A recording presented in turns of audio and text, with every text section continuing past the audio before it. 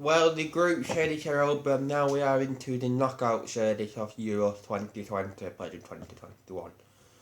But yeah, we have lost 18. We have now got 16. Like, and I will tell you, my predictions for the last 16, the quarter final, and the semi final.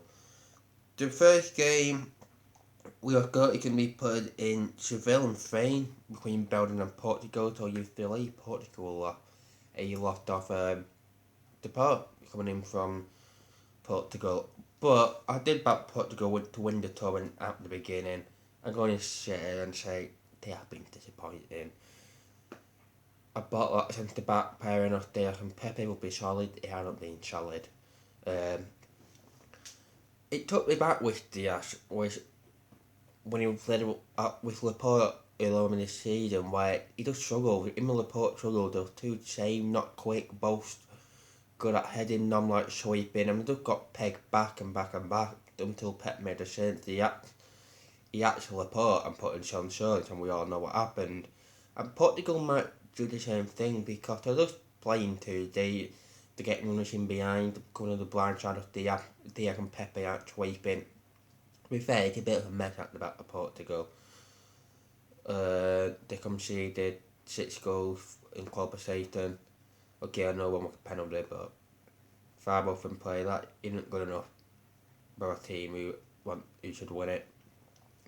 Also, Shanti played yesterday. I think he should shout. I think he given a better option. I think he's more of a ball player. He can drive and push the team up. You just think Pereira and Calvano a bit like centre backs. They're too similar. They're such a wall. They're not going to play passes like a Shanti. They're going to drive with the ball and push the team up. So I think got the change. Belden done well. De Bruyne came back in the tournament. He's done well. Lukaku at top. A fantastic striker. Come to Inter and it's changed his game with Shea. He's a lot more quicker. He's a lot more interlocking. His third touch is better. And I just think Belgium will win that game. I just think overall they're a lot better than Portugal in this tournament. Sorry, Portugal, perhaps beginning, but you know, really done anything great. The only person I'll say from a Portugal point of view is being consistent. The obvious one, Ronaldo. I think Fernandes, he had a good first game in my opinion, but not really done much. Against Germany, I thought he was pathetic to be honest. And against France, he did okay, but he didn't change the game. Just had one good game against Germany, but off the ball he's hiding, he's not helping. I'm just going to say the same about Bernardo Silva, though I think they're not being good enough this time with Portugal. I think Belgium will win that game. Italy versus Austria. Italy have been a team for tournament. Just me, consistent attacking football, interlocking a bit like Man City, to be honest. When they just overload you, when players just come up later on in the game, and they just don't give you the ball, they just duplicate you, they just give you a false sense of hope, thinking, we can press past it, and then just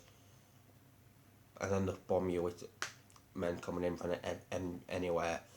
One problem I've got with Italy is after peak too early. Cause against Turkey, first half they were good, second half they were phenomenal.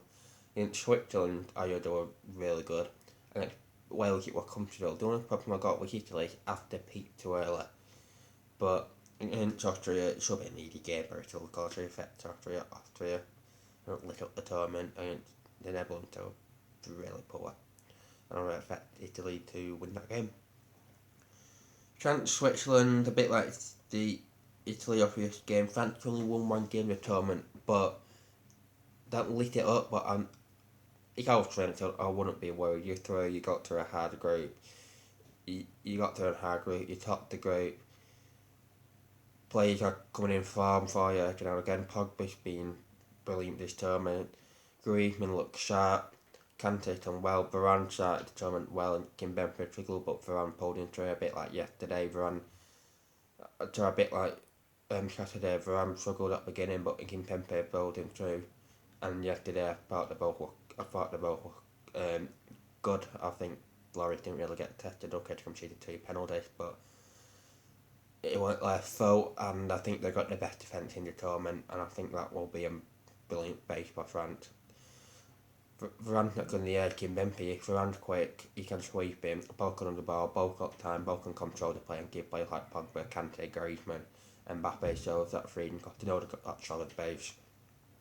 And I think this should be two strong birds of twits, to be honest, who won one game and they should have won Wales, but yeah, they're going to be too good France.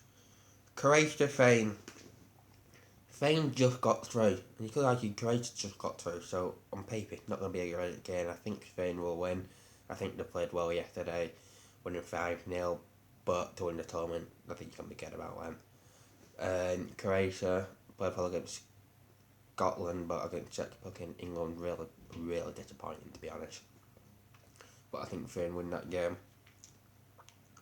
On the other half, Sweden-Ukraine, that's a group game in this last 16. Scrappy game, nervous game. I'm going to go with the Sweden win though.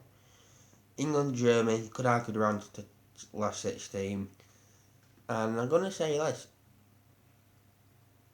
England have got, in my opinion, the best chance at 66 to get to a final. I think this chance is bigger and better than the World Cup. So reading it, I think we should expect to get to the final. I look at our Harvard draw thinking they're not better than us, we don't fair them, or I hope they need to be off it. I said before the tournament, the teams who I think are better than England, France, or half to draw, Portugal, or half to draw, Belgium, or half to draw, Italy, or half to draw. I look at that half and I think, yes, it'll be tough because international games are tough, but I think if we turn up and play a game or B game, I think we should realistically get to the final. I think if we don't, it'll be a massive disappointment. I think we'll beat Germany. Attackingly, I think we're a bit better. In midfield, don't got a holding midfielder, but on the ball, I think they're a bit better. But I look at German offence and they're not being funny, they're not being excited. Well, I am from an England point of view, but I'm not trying to throw hope to people. They are a mess. They are an absolute mess at the back. Hummel get isolated and get bombed by pace. They don't got a full back playing in the right or the left side of the back three. They don't want coming out wide. Disorganised, isolated. They're a mess at the back, Germany. If we got that solid base, I think we should play three at the back. If we have the centre back solid, that the right solid, I think we should win that game because Germany, we will get shanty with the pace. They're just awful at the back, Germany. And plus, don't got a CDM, don't got a ball winner. Cruz and Gundogan are good on the ball, but they're not a ball winner. We've found out in this tournament. Germany, I take for the tournament started, they're a mess. And this tournament, don't prove me wrong, to be honest. They played well into Portugal, but even at back in that game, they was awful. Netherlands, Czech Republic. Netherlands, they done well into late game, and he really showed leadership and good skill at the back because he thought he could match against Ukraine a bit. Czech Republic, done alright. Impressed me against Scotland, impressed me a bit against Croatia, rubbish against England. I think they won't get through. I think you can bridge too far. And Wales, Denmark. Give me a good game that. Denmark are playing with the pattern of Ericsson and Yamoton. Wales, they got through, they done the job, done the teams. They didn't look at the teams. They shouldn't lose against a bit like in 2016. But I think they'll impress me like they did in 2016. I think Denmark win that game.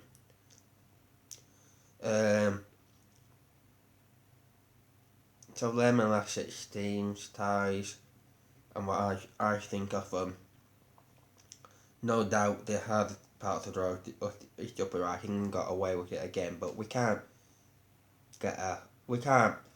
change it going on. We can't put flags on cars because it will be hard at international football. We can't get ahead of ourselves, but I think we should be quietly optimistic.